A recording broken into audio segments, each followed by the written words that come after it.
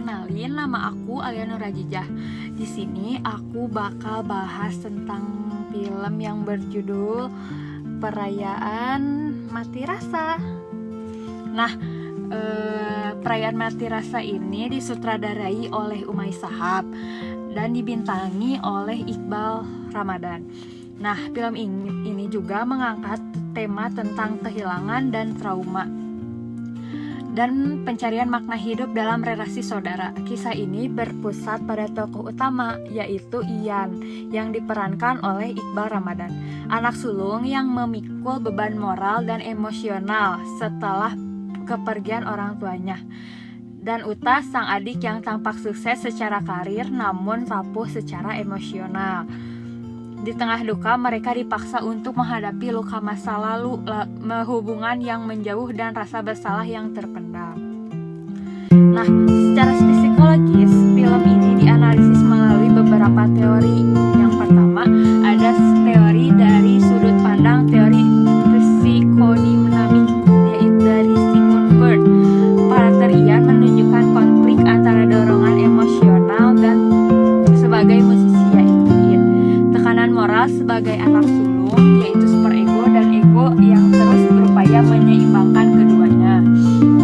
Ia mengalami mekanisme pertahanan seperti represi, penarikan diri, dan displacement saat tidak mampu mengekspresikan kesedihannya secara terbuka. Uta juga mengalami konflik emosional yang tampak lewat kemarahan, kesedihan, dan usaha keras untuk mengisi kekosongan melalui kesibukan sebagai podcaster.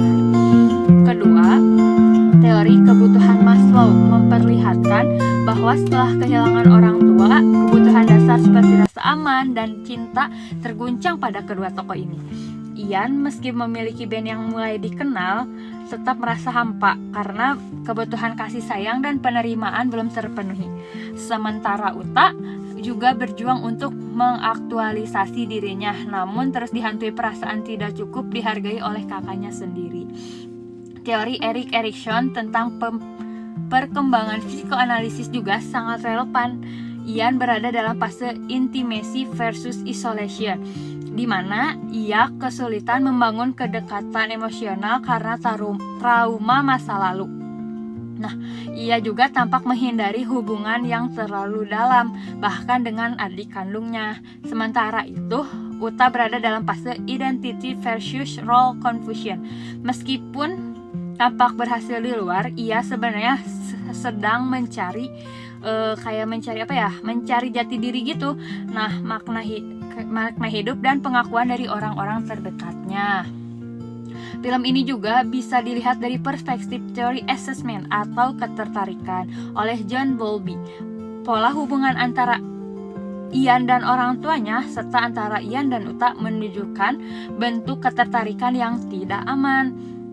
Ia cenderung menghindar, avoidant assessment. Nah, sementara Uta juga cenderung mencari afeksi dan pengakuan secara cemas, anxious attachment. Pola ketertarikan ini menjadi sumber konflik emosional yang membuat mereka sulit memahami satu sama lain meskipun saling menyayangi. Nah, terakhir, film ini mencerminkan proses duka yang digambarkan dalam 5 tahap oleh Elizabeth Kubler-Ross, yaitu penyangkalan, kemarahan, tawar-menawar, depresi, dan penerimaan. Tahap-tahap ini terlihat jelas terutama dalam karakter Ian yang menolak membicarakan kematian ayahnya, menjadi marah terhadap situasi hidup, merasa kehilangan arah, dan akhirnya mulai menerima kenyataan. Uta pun melewati proses serupa meskipun dengan cara yang berbeda. Secara keseluruhan, Perayaan Mati Rasa adalah potret mendalam tentang dampak kehilangan terhadap dinamika keluarga, serta bagaimana trauma masa kecil dan luka emosional dapat membentuk cara kita mencintai, berkomunikasi, dan menyembuhkan diri.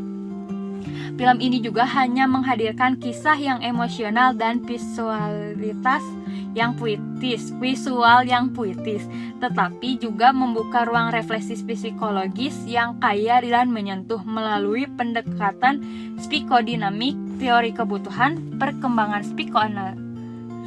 psikososial, ketertarikan, dan tahap berduka.